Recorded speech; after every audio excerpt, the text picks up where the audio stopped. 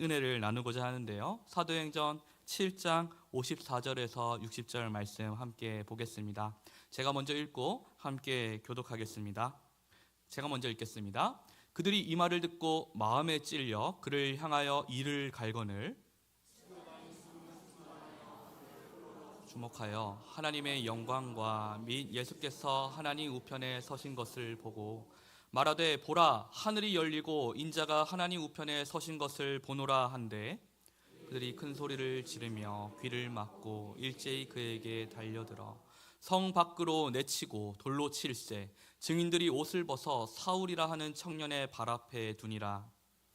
돌로 스데반을 치니 스데반이 부르짖어 이르되 주 예수여 내 영혼을 받으시옵소서 하고 함께 읽겠습니다. 무릎을 꿇고 크게 불러 이르되 주여 이 죄를 그들에게 돌리지 마옵소서 이 말을 하고 자니라. 아멘. 오늘 함께 읽은 본문은 스데반 집사가 순교당하는 장면입니다. 담임 목사님께서 사도행전으로 매주 계속 말씀의 은혜를 나눠주시고 계시는데요. 오늘 저녁에는 고난주간이라 많이 피곤하시죠.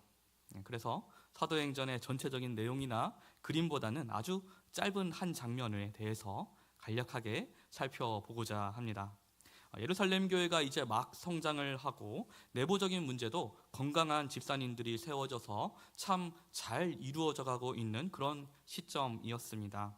그런데 갑자기 예루살렘 교회에 가장 큰 비극을 겪게 되는데요. 교회의 큰 기둥인 스데반 집사를 잃게 되는 것입니다.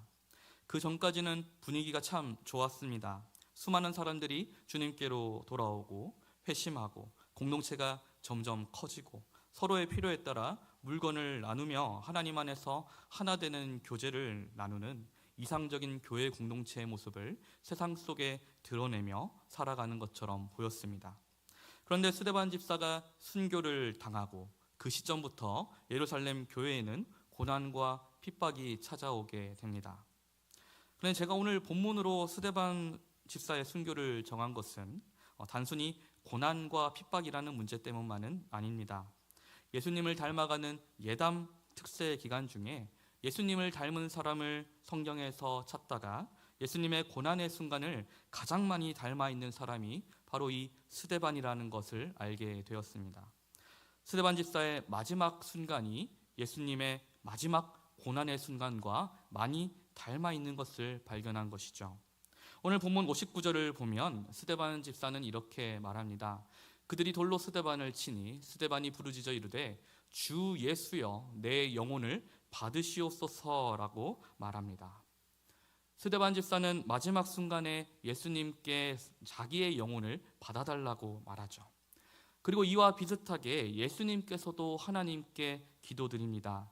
누가복음 23장 46절인데요. 예수께서 큰 소리로 불러 이르시되 아버지 내 영혼을 아버지 손에 부탁하나이다 하고 이 말씀을 하신 후 숨지시니라 라고 되어 있습니다. 예수님과 스데반이 닮아 있는 것이죠.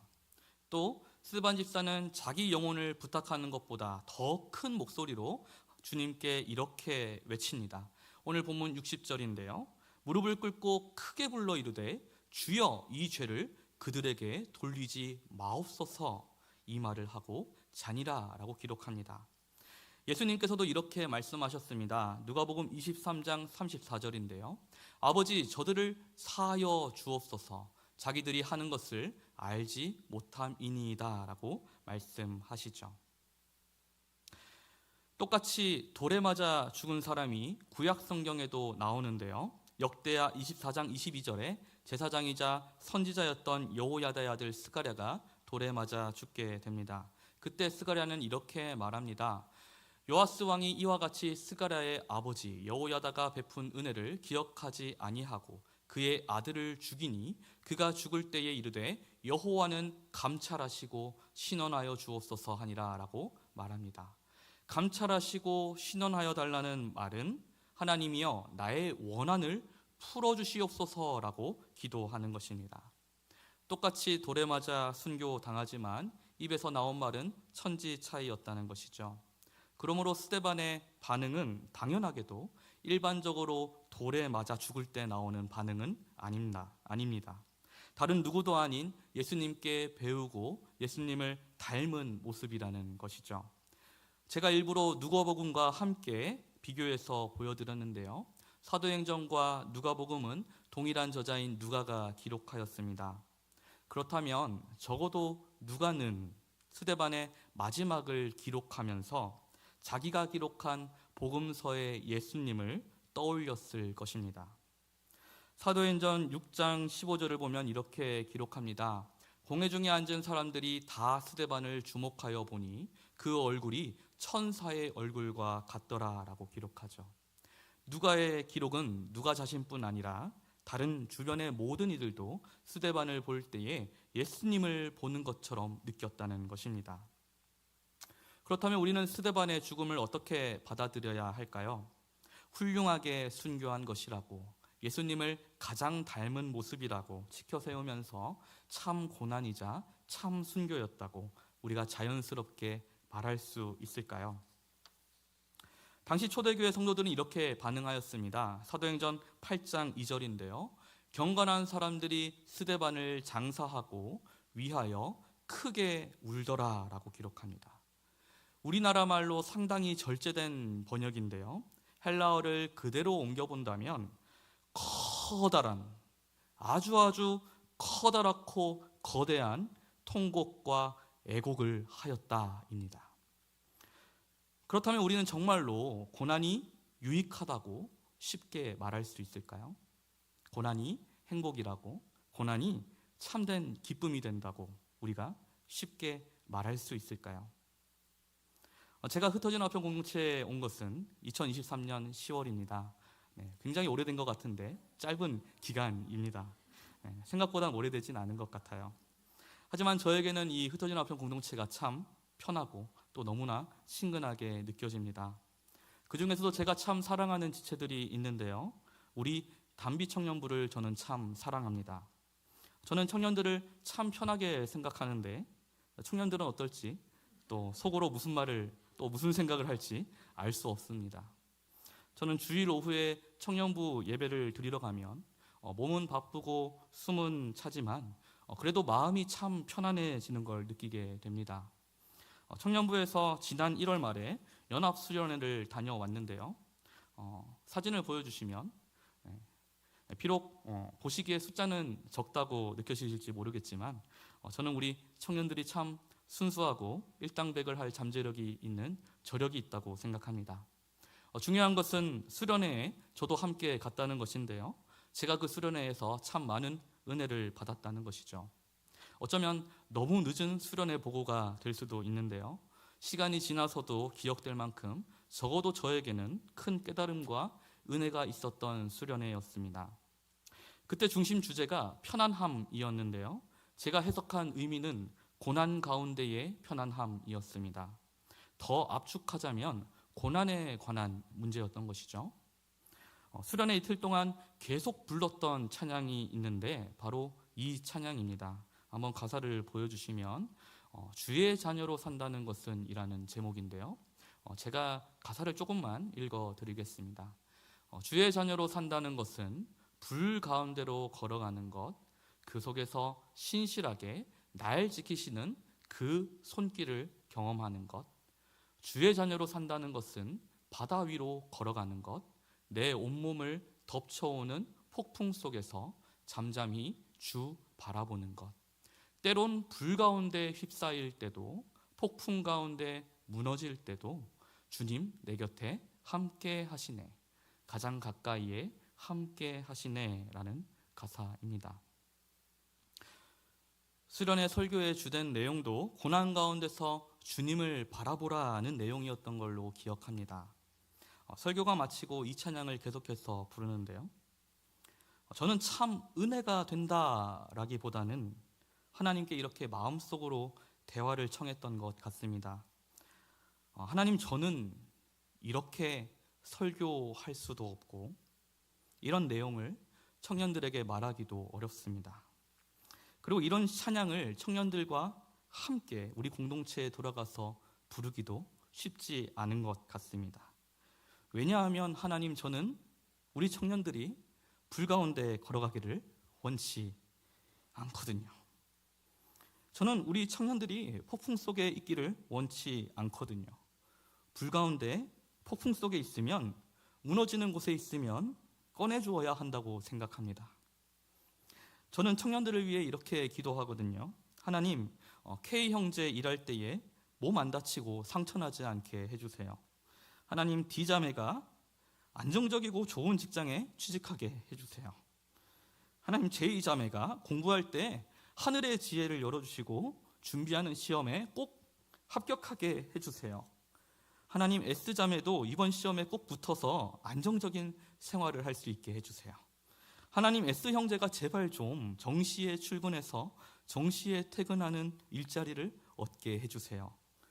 돌이켜보니 저의 기도는 다 이런 내용이더라고요. 저는 우리 청년들이 돈도 많이 벌었으면 좋겠고요.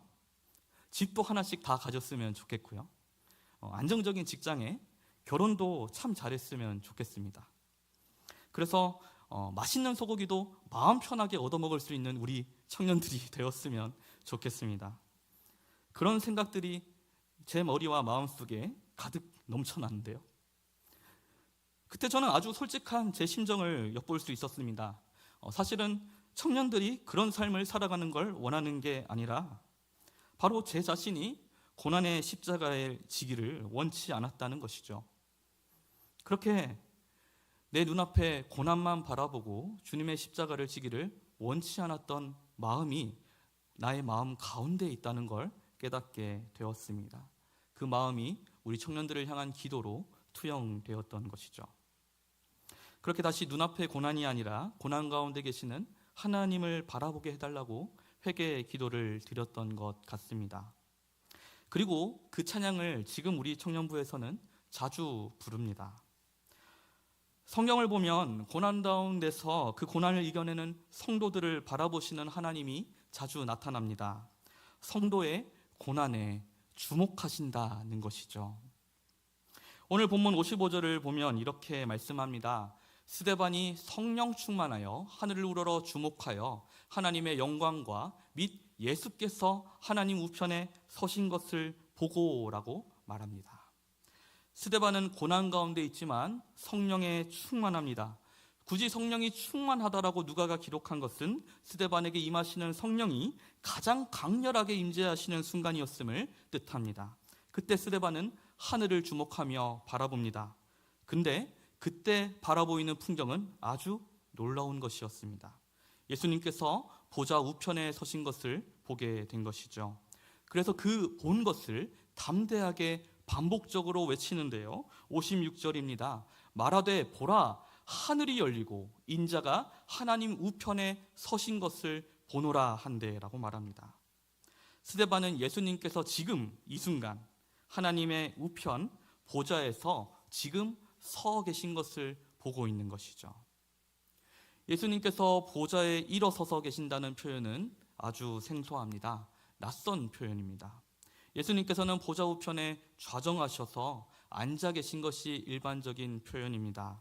그런데 지금 이 순간 보좌 우편에 앉아 계신다고 할지라도 전혀 이상할 것이 없는 전지전능하신 하나님이십니다. 그런데 스데반은 지금 자리에서 일어나 계신 예수님을 바라보고 있는 것이죠. 무엇을 말씀하시는 것일까요? 바로 예수님께서 앉으신 자리에서 일어나셔서 고난의 극한 상황에 처해 있는 스데반을 주목하고 계신다는 것입니다. 고난의 극한 상황 가운데 스데반은 지금 예수님의 스포트라이트를 한 몸에 받고 있는 것이죠. 예수님은 지금 스데반 한 사람을 집중 조명하여 보고 계십니다. 그가 고난 가운데 있기 때문입니다. 스데반도 그 예수님의 시선을 바라봅니다. 그리고 스데반은 세상 그 누구보다도 평안함을 누리게 됩니다. 누가는 그의 마지막을 이렇게 기록합니다. 무릎을 꿇고 크게 불러 이르되 주여 이 죄를 그들에게 돌리지 마옵소서. 이 말을 하고 잔이라라고 기록합니다. 잔이라는 말 그대로 슬립, 잠이라는 뜻입니다. 돌에 맞아 죽는 처참하고 야만적인 살인 현장에서 세상에 있는 어떤 사람보다도 평안함을 맛보고 있는 것이죠. 저는 주님께서 스데반의 영혼을 아주 온전히 평안함 가운데 받아주셨으리라고 믿습니다. 그럼 스데반은 고난받고 또 스데반 개인의 영혼 구원으로 맞춰졌을까요? 그것으로 모든 보상을 받은 것일까요? 저는 그렇게 생각하지 않습니다. 왜냐하면 성도의 고난에는 열매가 있기 때문입니다. 스데반의 죽음 뒤에 바로 이어지는 첫 단어가 있습니다. 그것은 사울로스입니다. 사울을 말하는 것이죠. 8장 1절은 이렇게 기록합니다. 사울은 그가 죽임당함을 마땅히 여기더라. 그날에 예루살렘에 있는 교회에 큰 박해가 있어 사도 외에는 다 유대와 사마리아 모든 땅으로 흩어지니라. 그날 사울은 스데반의 죽음을 가장 한가운데서 VIP석에서 바라보고 있었다는 것이죠. 본문 58절을 보겠습니다. 성 밖으로 내치고 돌로 칠새 증인들이 옷을 벗어 사울이라 하는 청년의 발 앞에 두니라. 그리고 스데반의 죽음을 가장 생동감 있게 바라보던 사울은 사도행전의 나머지를 장식하는 신약 성경의 대부분을 차지하는 사도 바울로 변화되는 것이죠. 스데반의 죽음에 생뚱맞게 사울이 등장하는 이유는 스데반의 죽음이 사울에게 크나큰 변화를 가져왔음을 보여줍니다.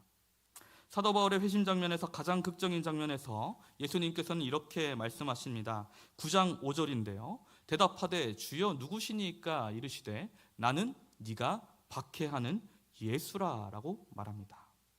대부분의 사람들은 십자가에 달리신 예수를 바울이 떠올렸다고 생각합니다.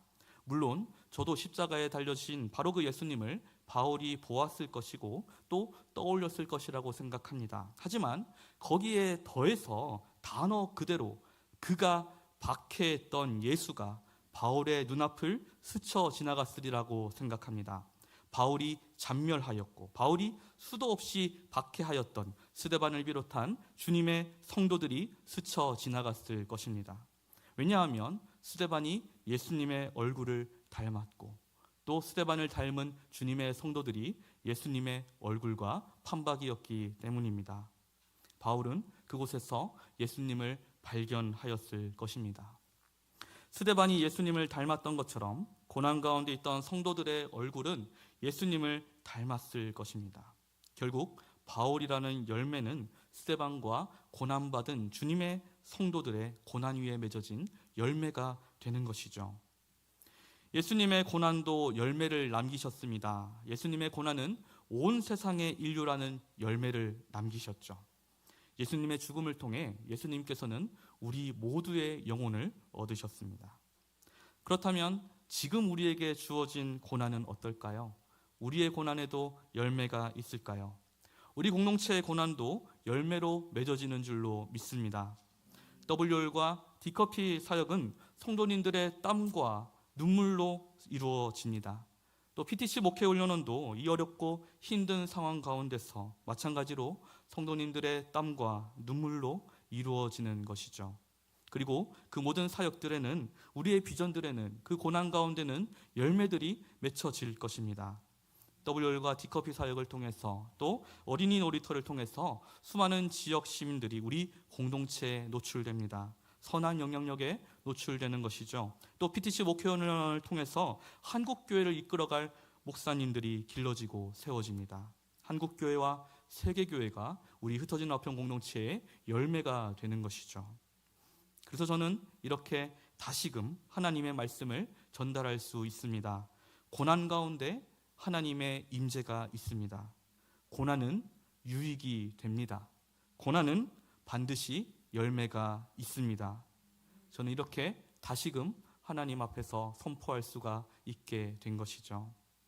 우리 흩어진 화평 공동체가 하나님께서 주목하시는 공동체로 또 열매 맺는 공동체가 되기를, 또 우리의 모든 삶 가운데 하나님께서 주목하시는 은혜가 있게 되기를, 우리의 모든 행동들과 우리의 인생이 하나님 나라의 열매를 맺어가는 모든 일들이 되기를 간절히 소망합니다. 우리 함께 찬양하시면서 기도의 자리로 나아가시겠습니다. 조금 새로운